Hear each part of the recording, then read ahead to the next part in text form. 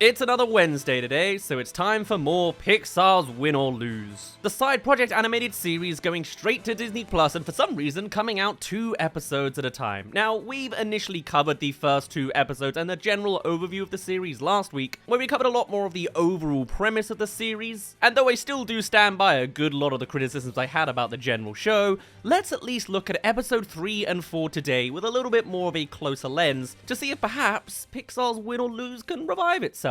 As I understand it anyway, general responses to this series are quite mixed. As while it does have a genuine nice presentation, the directing is absolutely fantastic, as well as some of the messaging it's trying to achieve, I focused a lot last week on some of the more notable controversies that technically aren't even relevant yet to the story. That's an episode 7 problem. And funnily enough, in trying to research some reviews regarding episode 3 and 4, there is nothing yet. I'm the first, or journalists don't want to do episode by episode, fair enough. So let's just go into it ourselves and talk a little bit more about all things Pixar. Now, whilst 1 and 2 gave me personally a pretty bad first impression of the series, covering very generic, easy to see cliches and millennial humor that's already outdated, episode 3 and 4 at the very least has a nice narrative thing that makes it a little bit bumped up from anxious student and dating middle-aged man. And that is in the fact that episode 3 covers Rochelle, the sort of super successful girl boss hard worker character, and then episode 4 is directly related with their mother, being instead a lot more fluid, a little less serious, and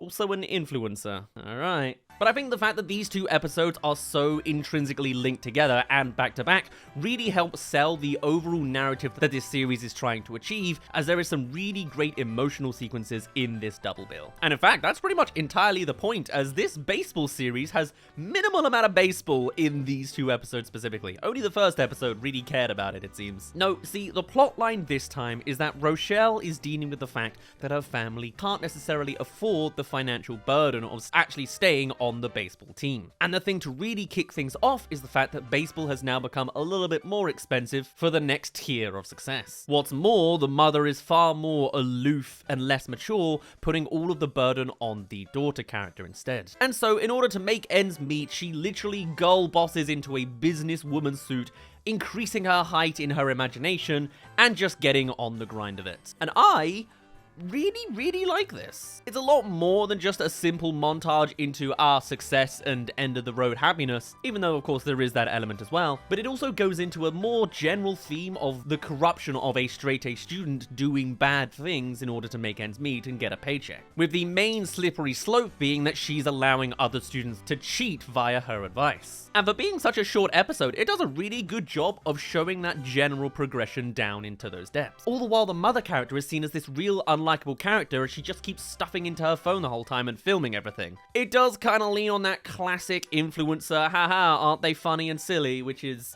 tired and one joke only, but I do like at the very least that it's made with a certain narrative lens in mind, and so the daughter is going to be a little bit more judgmental on these actions from her mother, especially as she goes on to quit her job and become even less of a financial source of income to support her hobbies and the things she actually wants to achieve. But of course, what really flourishes against this series that I praised a whole chunk last week enough, but I gotta say more and more, is just the imagination factor they add onto this series, giving everyone's own unreliable narrator element going into the fantastical. Whilst before we saw the sort of 8-bit representation of dating and a giant sweaty blob growing on someone's shoulder, this time it's just a general anti-gravity effect. And also the giant businesswoman suit. The idea that everything's getting a little bit out of hand and lost as everything becomes unbridled. It's a pretty simple idea, just playing around with gravity, I guess, as the gravity of the situation leans down on her heavier, I guess. But it opens up to some just fantastic sequences and shots that you can see shuffled behind the background of all this footage. And even though they do it only just a little bit, I love the ones where they just outright change the direction of gravity, as she is actively going more and more sideways while talking to someone, and then upon finding a resolution with that someone,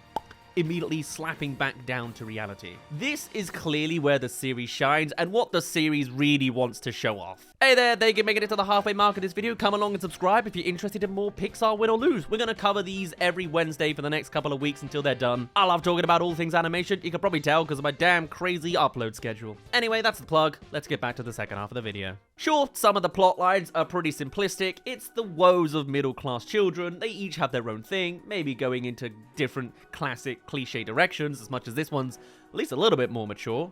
Financial burden and the missteps of an authority figure. But this is the kind of stuff in the series that does really make me want to recommend it. As much as I might have some grievances of what happens later and the sort of a milquetoast opening, this episode by itself really had me a lot more on board with just the vibes of what it's doing. This is a well-produced show, the animators are so talented, and the directing is off the charts cool. I mean, look at everything. Look at this damn show.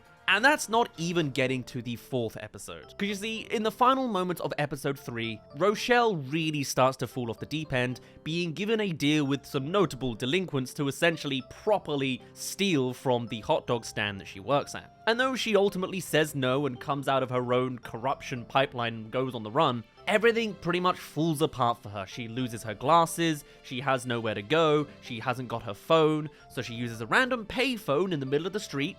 Again, why I kind of say this movie feels a little outdated. Maybe they do exist still, but I certainly haven't seen them in a long time. Kind of a 2004 story beat, if you ask me. And then she's left in the dark waiting for her mother to answer.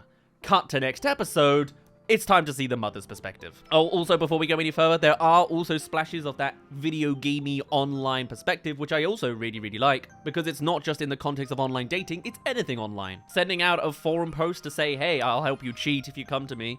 Very nice to see. Now, with the mother's perspective, we start to see a little bit of the gaps in the story that we otherwise didn't hear from Rochelle. While she did ultimately quit her job because she hated her boss, we actually come to see she really quit because the boss wouldn't let her go see her son at daycare during an emergency. And though she does very much still try and go full-time influencer in a way that's, you know, classic, oh, what a silly person, we do at least see a different representation that it's hearts coming out of the phone and surrounding her, giving her comfort in a world that otherwise isn't really going her way, which is really nuanced and nice to see. And though it's of a different caliber and quest entirely, you can see that the mother as well has that grind mindset as she montages through the days with her goals in mind, namely gunning for more jobs now that she's unemployed. And yeah, of course, it overlaps with all sorts of characters and beats we've seen earlier in the show, which of course, I love that overlapping stuff. And then after seeing so much of a focused perspective of Rochelle through the week, we now get to see how much of a focus her mum was actually somewhat paying attention to her daughter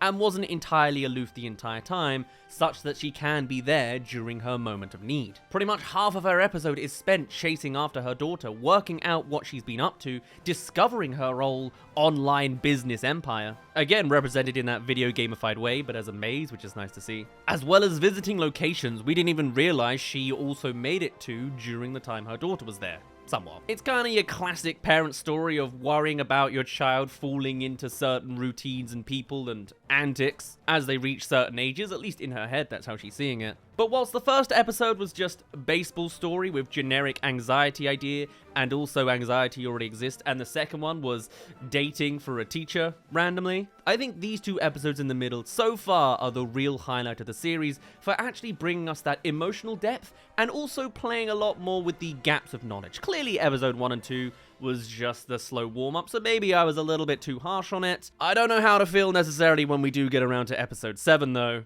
You know, because those criticisms are still going to be notable criticisms. But at the very least, I'm reaching a little bit of a turnaround when it comes to win or lose. Even if I might not like some of the content of certain episodes, the choices they make for certain characters, or even some of the representation of the fields and things they want to show off, I still think visually this is just so much beautiful eye candy. And I do look forward to watching these week by week to see the full picture come together. While I certainly still wouldn't call this show absolutely perfect by any means, these two new installments make me think that there is some real solid narrative to see in an otherwise immaculate visual fest of flourish. And so far, episode 3 has definitely been the highlight I've seen so far, and kinda makes me think this is the best it's gonna get.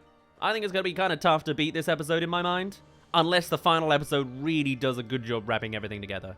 I still have the motivation to take this whole show, splice it into pieces, and play it chronologically, because I'm just curious that way. But overall, I'd say it's not directly damaging just yet. And I would say it's more than fine to recommend it going forwards.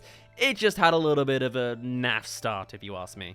I don't know, I guess that's my long-winded way of saying I'm finally coming around to feeling mixed about the series.